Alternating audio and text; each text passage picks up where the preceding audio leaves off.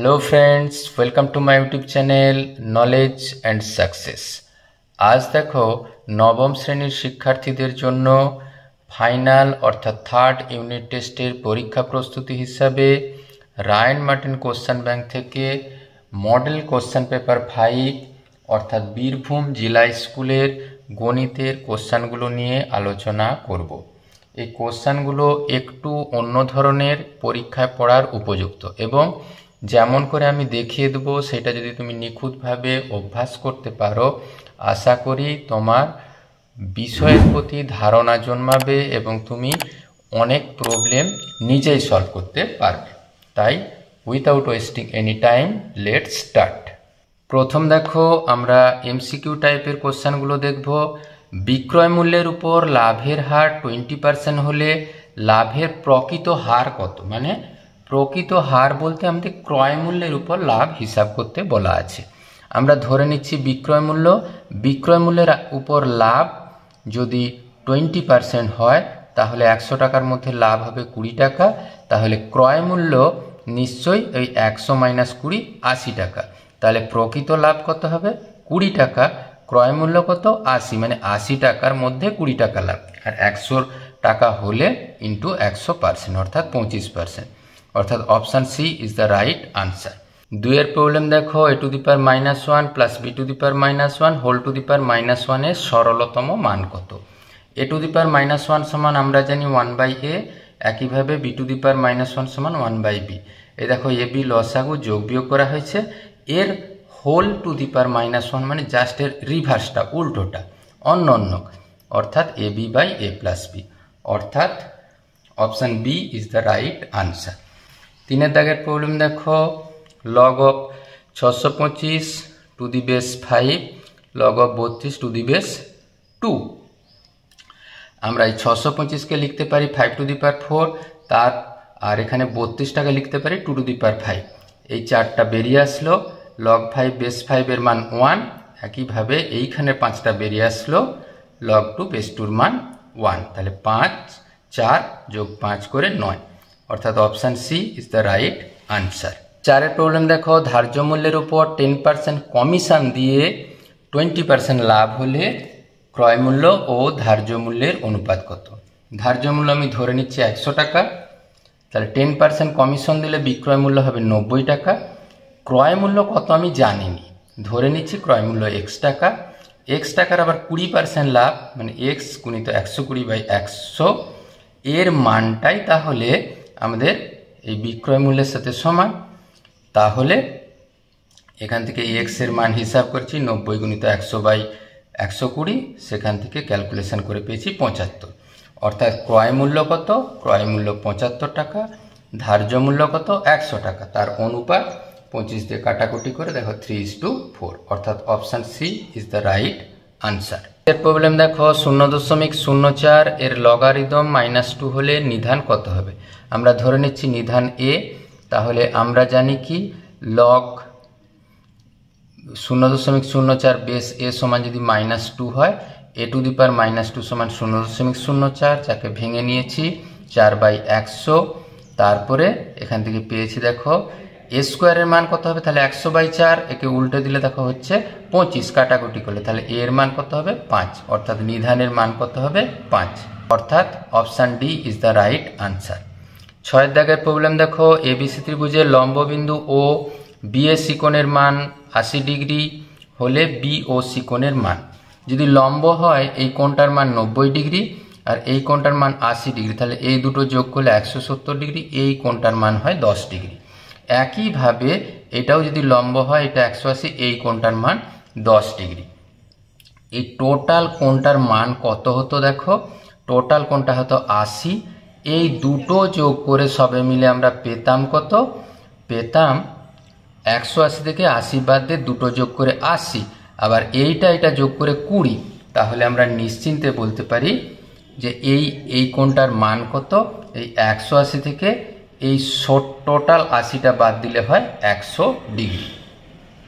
7 problem দেখো, একটি ঘড়ির মিনিটের কাঁটার দৈর্ঘ্য 7 সেমি, 15 মিনিট অগ্রভাগ কাঁটাটির অগ্রভাগ ঘুরবে কত সেমি আর কি। দেখো মিনিটের কাঁটা যদি 7 সেমি হয়, 1 মিনিটের কাঁটা যদি 7 সেমি হয়, এই মিনিটের কাঁটাটা 60 মিনিটে অর্থাৎ 1 ঘন্টায় পূর্ণ আবর্তন করে, মানে পরিধির সমান দৈর্ঘ্য যায়। 60 মিনিটে আবর্তন করে 2 পাই আর, আর এর মান নিশ্চয়ই 7 সেমি, যেহেতু কাঁটাটা 7 সেমি তাই। আর 1 মিনিটে যাবে, একে 60 দিয়ে ভাগ করেছি আর 15 দিয়ে গুণ করেছি, সবে মিলে দেখো পেয়েছি 11 সেমি। অর্থাৎ 15 মিনিটে কাঁটাটির অগ্রভাগ, 15 মিনিটে কাঁটাটির অগ্রভাগ ঘুরবে কত? 11 সেমি। অর্থাৎ option B is the right answer. এর দাগের প্রবলেম দেখো, 2 - 5 এবং 3 - 2 বিন্দুদ্বয়ের সংযোজক সরেখা একটি বিন্দু সরেখাকে একটি বিন্দু 4:3 অনুপাতে বহিস্থভাবে বিভক্ত করে ওই বিন্দুর কোটির মান। আর ওই বিন্দু যদি আমি স্থানাঙ্ক হিসাব করি তাহলে নিশ্চিত আমরা বুঝতে পারবো কত। দেখো mx2 minus nx1 divided by m minus n, একইভাবে my2 minus ny1 by m minus n। সেখানে ক্যালকুলেশন করে পেয়েছি দেখো 6 - 7 বিন্দু, আর এটা যেহেতু কোটি তাহলে এই কোটির মান কত হবে? 7। অর্থাৎ option D is the right answer. 9টা দেখো, আয়তলেখ অঙ্কনের ক্ষেত্রে প্রতিটি শ্রেণীর আয়তক্ষেত্রের ভূমি হবে কত? ভূমি হবে শ্রেণী দৈর্ঘ্যটা সবারই জানা। একটি ত্রিভুজের 3টি বাহুর দৈর্ঘ্য 6 সেমি, 8 সেমি, 10 সেমি হলে বৃহত্তর বাহুর সাপেক্ষে ত্রিভুজের উচ্চতা কত? এটা যদি 6 সেমি হয়, এটা 8 সেমি হয়, ত্রিভুজের ক্ষেত্রফল সমকোণী ত্রিভুজের হাফ ভূমি গুণিত উচ্চতা, সেখান থেকে পেয়েছি হাফ 8 × 6 করে 24 বর্গ সেমি। আর এই উচ্চতাটা যদি হিসাব করা হয়, এক্ষেত্রেও হাফ ভূমি মানে বিসি ইন্টু উচ্চতা এইচ, তাহলে হাফ ইন্টু 10 ইন্টু এইচ, ওইটারই মান 24-এর সাথে সমান। কেন? ত্রিভুজের ক্ষেত্রফল তো আলাদা হতে পারে না। তাহলে এইচ এর মান পেলাম কত? 24/5 মানে 4.8। অর্থাৎ বৃহত্তর বাহুর সাপেক্ষে ত্রিভুজটির উচ্চতা 4.8 সেমি। 11 অঙ্ক দেখো, যখন কোনো কাঁচা রাশি তথ্যের এত এত ইত্যাদি শ্রেণীতে সাজানো হয় তখন শ্রেণী দৈর্ঘ্য হবে। এবারে দেখো এক্ষেত্রে দেখো কোনো একটা শ্রেণীর ঊর্ধ্ব সীমানা আর পরের শ্রেণীর নিম্ন সীমা এটা আলাদা আলাদা, আমরা সীমানায় প্রকাশ করে নেব। সীমানায় প্রকাশ করে নেওয়া মানে কি? এই পার্থক্যটা যে 0.5 প্রথমটার সাথে বিয়োগ হবে, পরেরটার সাথে যোগ হবে। এই যোগ করতে গিয়ে দেখো শ্রেণী দৈর্ঘ্য কত হয়েছে? যে কোনো একটা ঊর্ধ্ব সীমানা থেকে নিম্ন সীমানা বাদ দিয়ে 5। অর্থাৎ option D is the right answer. সামান্তরিকের বিসি ও সিডি বাহুর মধ্যবিন্দু ই এবং এফ হলে এইএফ এর ক্ষেত্রফল হবে কত? হিসাব করতে হবে। এই ক্ষেত্রে দেখো আমরা যদি কর্ণটা যোগ করে দেই তাহলে এই সিইএফ এই ত্রিভুজের ক্ষেত্রফল হবে কত? এই 1/4 অফ এই বিসিডি ত্রিভুজ। কেন? এই দুটি ত্রিভুজের মধ্যবিন্দু দ্বারা সমান্তরাল সরেখা অঙ্কন করা হয়েছে এখানে। আর এইটার ক্ষেত্রফল একই কর্ণ দ্বারা, তাহলে টোটাল এবিসিডি যে সামান্তরিক তার ক্ষেত্রফলের 1/8 অংশ হবে এই অংশটা। একইভাবে এইখান থেকে যদি সমান্তরাল সরেখা টানা হতো, এ বিই ত্রিভুজের ক্ষেত্রফল হবে কত? এই পুরো এই সামান্তরিকের অর্ধেক, আর পুরো এ বি সি ডি সামান্তরিকের 1/4 অংশ। আবার একইভাবে এডিএফ ত্রিভুজের ক্ষেত্রফল হবে কত? এইখান যদি সমান্তরাল সরেখা টানা হতো তাহলে এই সামান্তরিকের অর্ধেক আর এ বি সি ডি সামান্তরিকের 1/4 অংশ। তাহলে পুরো এই ত্রিভুজের ক্ষেত্রফল হবে কত? এ বি সি ডি সামান্তরিক থেকে এর অংশ, এই অংশ বাদ দিতে হবে।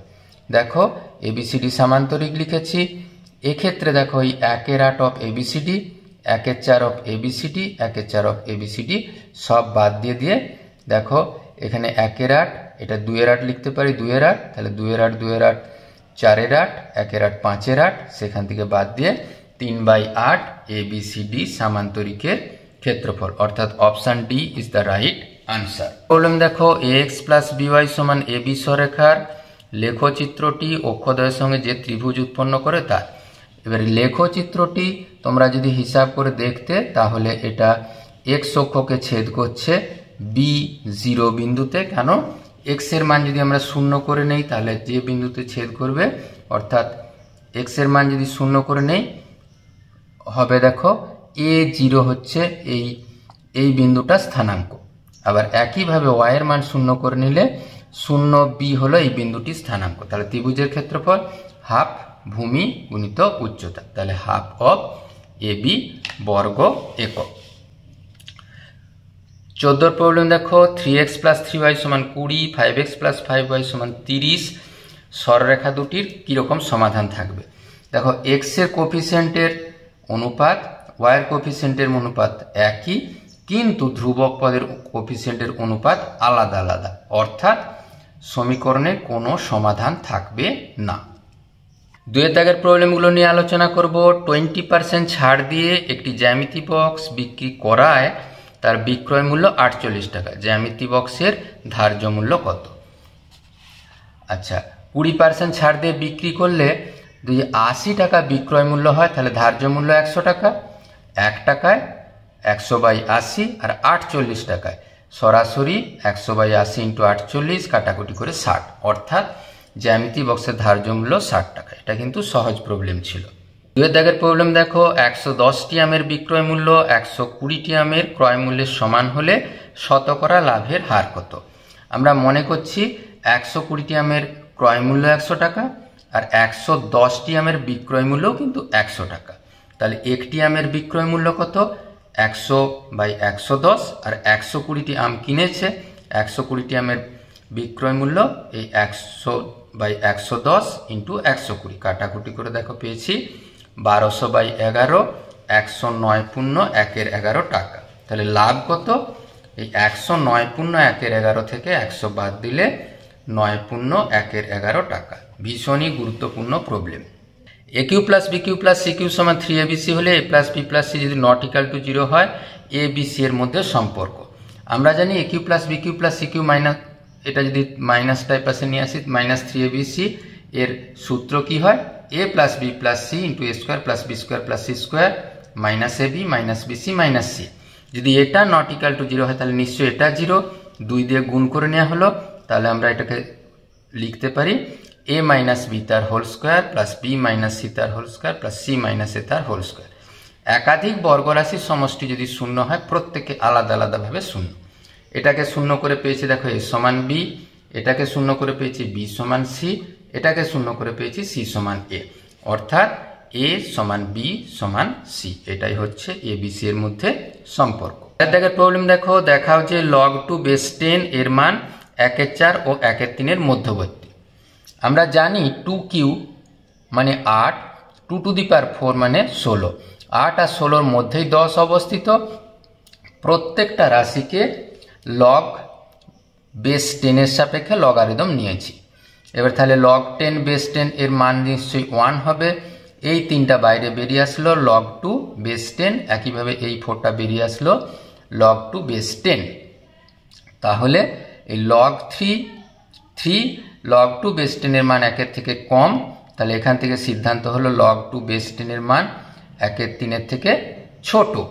একইভাবে এইটা যদি ক্যালকুলেশন করি log 2 বেস 10 এর মান 1/4 এর থেকে বড়, তাহলে ওই 1/4 এর থেকে বড় 1/3 এর থেকে ছোট হলো log 2 বেস 10 এর মান। ভীষণই ইন্টারেস্টিং প্রবলেম। 5 প্রবলেম দেখো, r এর মান কত হলে rx plus 2y equal to 5, r plus 1x plus 3y সমান 2 সরেখার কোনো সমাধান থাকবে না। কোনো সমাধান থাকবে না কি শর্ত কি? যদি x এর সহগের অনুপাত y এর সহগের অনুপাতের সাথে সমান হয় কিন্তু ধ্রুবক পদের সহগ আলাদা। ধ্রুবক পদের সহগ তো আলাদা বুঝতেই পারা যাচ্ছে। তাহলে আমরা x এর সহগের অনুপাত মানে r/r প্লাস 1, y এর সহগের অনুপাত 2/3 এর সাথে সমান করে নিয়েছি। কোনাকুনি গুণ করেছি 3r সমান 2r প্লাস 2, এক পাশে নিয়ে এসে r এর মান পেয়েছি 2। তাহলে r এর মান 2 হলে সমীকরণের কোনো সমাধান থাকবে না। 6 দাগের প্রবলেম দেখো, 4 টু দি পাওয়ার x সমান 8 টু দি পাওয়ার y হলে x/y মাইনাস 3/2 এর সরলতম মান কত?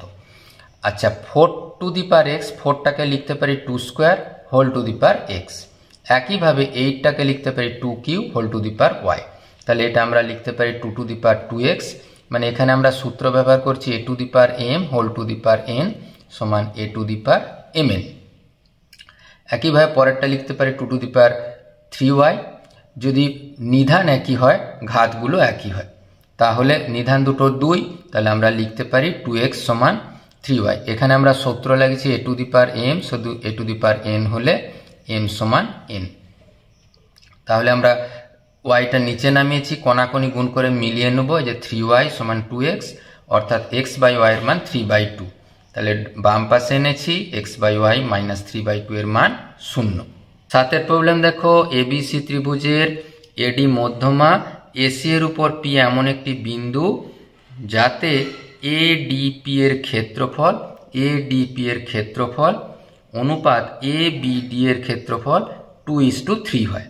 তাহলে পিডিসি এবং এবিসি এর ক্ষেত্রফলের অনুপাত কত? আচ্ছা, এইটা তো বলেই দেওয়া আছে, এপিডি আর এবিডি এর ক্ষেত্রফল 2:3। আমরা এটাকে ধরে নিচ্ছি 2x, এটাকে ধরে নিচ্ছি 3x। তাহলে এটা যদি 2x হয়, তাহলে আমরা ডিপিসি এর ক্ষেত্রফল নিশ্চয়ই পাবো 3x মাইনাস 2x করে।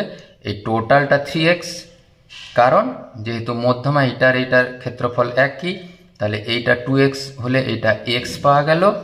তাহলে আর এবিসি এর ক্ষেত্রফল, তাহলে এই টোটালটা যদি এই এবিডি 3x হয়, তাহলে আবার এডিসি 3x হয়, তাহলে এবিসি 6x। আর পিডিসি এর ক্ষেত্রফল আমরা হিসাব করেছি x, তাহলে এই পিডিসি আর এবিসি এর ক্ষেত্রফলের অনুপাত x অনুপাত 6x, মানে 1:6।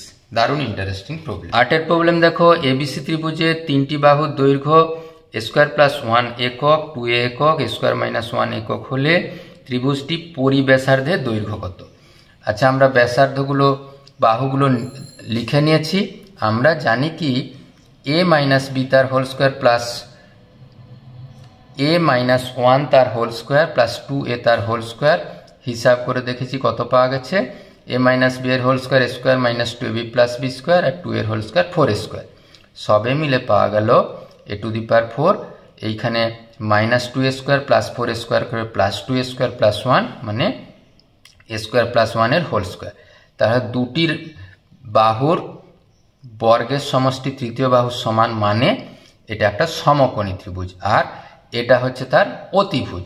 আর পরিবৃত্তের ব্যাসার্ধ হয় সমকোণী ত্রিভুজের ক্ষেত্রে অতিভুজের অর্ধেক। তাহলে পরিবৃত্তের ব্যাসার্ধ হবে a স্কোয়ার প্লাস 1/2 একক। 9এর প্রবলেম দেখো, a0, 0b এবং 1, 1 বিন্দু তিনটি সমরেখ হলে 1/a প্লাস 1/b সমান 1 দেখাতে হবে। তাহলে এই তিনটা বিন্দু দ্বারা গঠিত ত্রিভুজের ক্ষেত্রফল কত? ক্ষেত্রফলের আমরা সূত্র জানি, x1 into y2 minus y3 plus x2 plus into y3 minus y1 plus x3 into y1 minus y2 বর্গ একক। x1 এর জায়গায় a বসিয়ে দিয়েছি, y1 b, y3 1, x2 0, y3 1, y1 0, x3 এর মান 1, y1 0, y2 এর মান b। তাহলে একটু এ করে পেয়েছি half of ab minus a minus b বর্গ একক। বিন্দুগুলি সমরেখ হবে কখন? যদি ত্রিভুজের ক্ষেত্রফল 0 হয়, অর্থাৎ ab minus a minus b সমান 0, মানে a প্লাস b সমান ab। ab দিয়ে ভাগ করে নিতে দেখো পাওয়া গেছে 1/b প্লাস 1/a সমান 1। এইভাবে রাশিটি প্রমাণিত হলো। 10এর প্রবলেম দেখো, একটি বৃত্তাকার ক্ষেত্রের ব্যাসার্ধের দৈর্ঘ্য r একক, অন্য একটি বৃত্তাকার ক্ষেত্রের ব্যাসার্ধের দৈর্ঘ্য কত হলে প্রথম ক্ষেত্রফল তার ক্ষেত্রফল প্রথম ক্ষেত্রফলের x গুণ। যদি ব্যাসার্ধ r একক হয়, বৃত্তের ক্ষেত্রফল পাই r স্কোয়ার। মনে করছি অন্য যে বৃত্তটা তার ক্যাপিটাল আর, তার ক্ষেত্রফল কত? পাই ক্যাপিটাল r স্কোয়ার বর্গমিটার, যেহেতু মিটারে দেওয়া আছে। তাহলে এই ক্ষেত্রফলটা হবে কি? প্রথম যে ক্ষেত্রফলটার x গুণ, তাহলে পাই r স্কোয়ার সমান এক্স ইন্টু পাই স্মল আর স্কোয়ার, তাহলে আর স্কোয়ার সমান এক্স ইন্টু আর স্কোয়ার, তাহলে ক্যাপিটাল আর এর মান কত হবে √x ইন্টু আর। তাহলে অন্য বৃত্তের ব্যাসার্ধ হবে √x ইন্টু আর মিটার। পরে দেখো একটি সমবাহু ত্রিভুজের পরিকেন্দ্র ও অন্তঃকেন্দ্রের অনুপাত নির্ণয় করো। আমরা সমবাহু ত্রিভুজ এঁকেছি, সমবাহু ত্রিভুজের উচ্চতা আমরা জানি কত √3/2 ইন্টু বাহু, তাহলে এই এডির মান √3/2 ইন্টু বাহু। আর জিডি কত হয়, এইখানে নাকি 2:1 অনুপাতে বিভক্ত করে, তাহলে 2:1 অনুপাতে বিভক্ত করে মানে 1/3 ইন্টু এডি, এডি মানে √3/2 ইন্টু বাহু। আর এ জি কত 2/3 ইন্টু এডি, 2/3 ইন্টু √3/2 ইন্টু বাহু। এরপরে এই এজি হলো পরিবৃত্তের ব্যাসার্ধ আর জিডি হলো অন্তবৃত্তের ব্যাসার্ধ, তাহলে পরিবৃত্তের ক্ষেত্রফল কত হবে পাই এই টোটালটার আর স্কোয়ার, আর অন্তর্বৃত্তের ক্ষেত্রফল পাই ইন্টু এই টোটালটার আর স্কোয়ার। এক্ষেত্রে দেখো এই রাশি একই আছে, এই 2 হোল স্কোয়ার 4 আর এখানে 1 হোল স্কোয়ার 1, 3টা তো একই পড়ে আছে, তাই ক্ষেত্রফলের অনুপাত 4:1। ভীষণ গুরুত্বপূর্ণ সমস্যা। দাগের প্রবলেম দেখো, প্রদত্ত ছক থেকে প্রথম শ্রেণীর পরিসংখ্যা ঘনত্ব ও দ্বিতীয় শ্রেণীর আপেক্ষিক পরিসংখ্যা নির্ণয় করো। আচ্ছা, প্রথম শ্রেণীর পরিসংখ্যা ঘনত্ব কি হয়, প্রথম শ্রেণীর পরিসংখ্যা ডিভাইডেড বাই শ্রেণী দৈর্ঘ্য। এক্ষেত্রে দেখো শ্রেণী দৈর্ঘ্য হিসাব করার জন্য এইটাকে শ্রেণী দৈর্ঘ্যটাকে এটা ঊর্ধ্ব সীমাটাকে 10.5 আর নিম্ন সীমা 0.5 বিয়োগ করে পেয়েছি 10, তাই প্রথম শ্রেণীর পরিসংখ্যা 6/10 মানে 0.6। আর দ্বিতীয় শ্রেণীর আপেক্ষিক পরিসংখ্যা, তাহলে দ্বিতীয় শ্রেণীর পরিসংখ্যা কত 4 বাই মোট পরিসংখ্যা 6 যোগ 4 যোগ 7 যোগ 11 যোগ 2 সবে মিল হলো 4/30 অর্থাৎ 2/15। 13 প্রবলেম দেখো, একটি অবিচ্ছিন্ন পরিসংখ্যা বিভাজন তালিকার একটি শ্রেণীর মধ্যবিন্দু 42 ও শ্রেণী দৈর্ঘ্য 10 হলে ঊর্ধ্বসীমা নিম্নসীমা। মধ্যমান 42 আর শ্রেণী দৈর্ঘ্য 10 হলে ঊর্ধ্বসীমা হয় মধ্যমান শ্রেণী দৈর্ঘ্য বাই 2 মানে 42 যোগ 10/2 5 মানে 47, আর নিম্নসীমা হয় কত 42 মানে মধ্যমান মাইনাস শ্রেণী দৈর্ঘ্য বাই 2 মানে 42 মাইনাস 10/2 মানে 5 মানে তাহলে 37। আজকের ভিডিও কেমন লাগলো অবশ্যই কমেন্ট বক্সে লিখতে ভুলো না, আর কি ধরনের সাজেশন বা ভিডিও চাইছো অবশ্যই কমেন্ট বক্সে লিখবে। Thank you for watching this video.